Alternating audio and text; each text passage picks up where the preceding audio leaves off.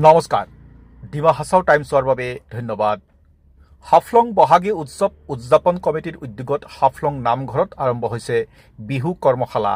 নগাঁৱৰ ৰূপজ্যোতি বিহুৱা দলৰ প্ৰশিক্ষকৰ নিৰ্দেশনা চলি থকা এই কৰ্মশালাত নৱপ্ৰজন্মৰ কণমানি ল'ৰা ছোৱালীসকলক বিহু নৃত্য, গীত আৰু পৰম্পৰাগত সংস্কৃতিৰ সৈতে পৰিচিত কৰোৱা হৈছে।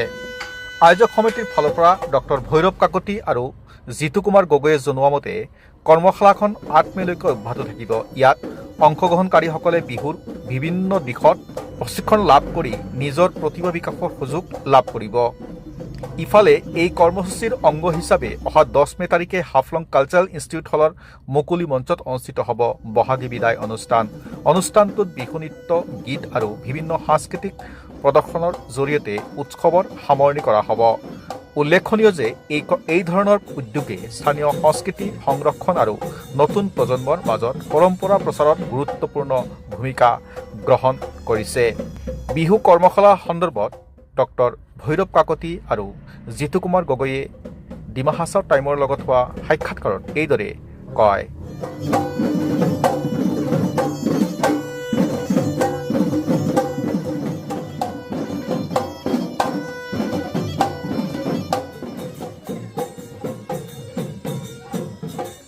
হয়, পলমকৈ হ'লেও আমি অসমীয়া নৱবৰ্ষৰ সমূহ হাফলংবাসী ৰাইজৰ লগতে সমূহ অসমবাসী আৰু গোটেই দেশকে আমি ইয়াৰ হাফলঙৰ পৰা আমি সম্ভাষণ জনাইছোঁ যে সকলোকে নতুন বছৰ ভালে কুশলে যাওক।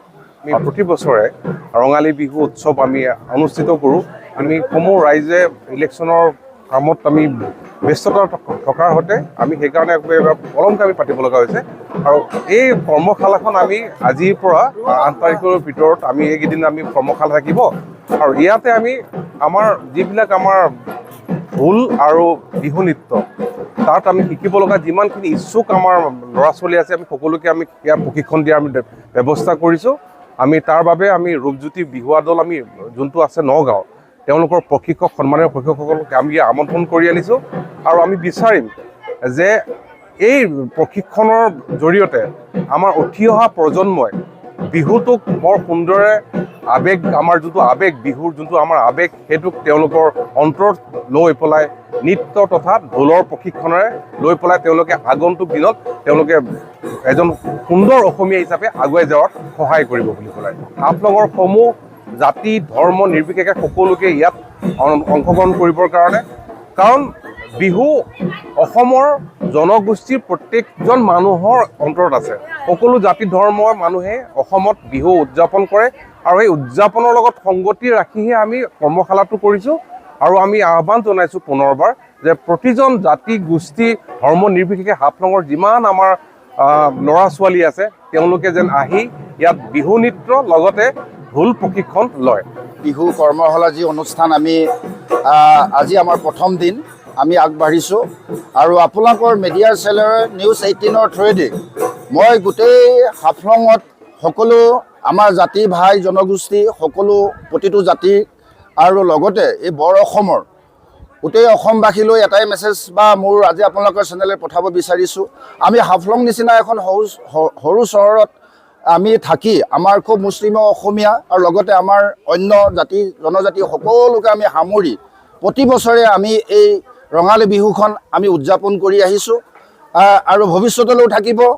আৰু তাৰ লগতে আমি সংগতি ৰাখি আমি প্ৰতি বছৰে এখন কৰ্মশালা অনুষ্ঠান আমি আৰম্ভ কৰোঁ।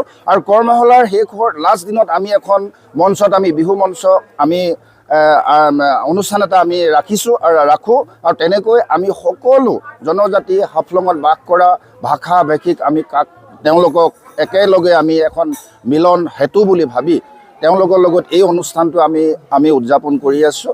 আৰু ৰঙালী বিহুৰ শুভেচ্ছা মই সকলোকে এই আপোনালোকৰ মিডিয়া চেনেলে পুনৰ এবাৰ যাচিছোঁ। মে' 10 তাৰিখত আমি হাফলং কালচাৰেল হলত আমি বহাগীৰ যি বিহুৰ বিদায়, আমাৰ যিটো বিদায় বুলি কয় বহাগৰ লাষ্টত আমি সেইদিনা আমাৰ জেনেৰেল এখন আমাৰ ফাংচন হ'ব। তাতো সকলো জনজাতিৰ লোক আহি তাত অংশগ্ৰহণ কৰিব। বিহু নৃত্যই হওক, অন্য গীত মাতেই হওক, আৰু সদূৰ নগাঁৱৰ পৰা আহি আমাৰ প্ৰশিক্ষক আহি আজিৰ পৰা আমাৰ অনুষ্ঠান আৰম্ভ হৈছে, আৰু তেওঁলোকলৈও আমাৰ বহুত ধন্যবাদ থাকিলে, আৰু আপোনালোকলৈও বহুত ধন্যবাদ আপোনালোকে আহি আমাক মাজত উপস্থিত হোৱাৰ বাবে।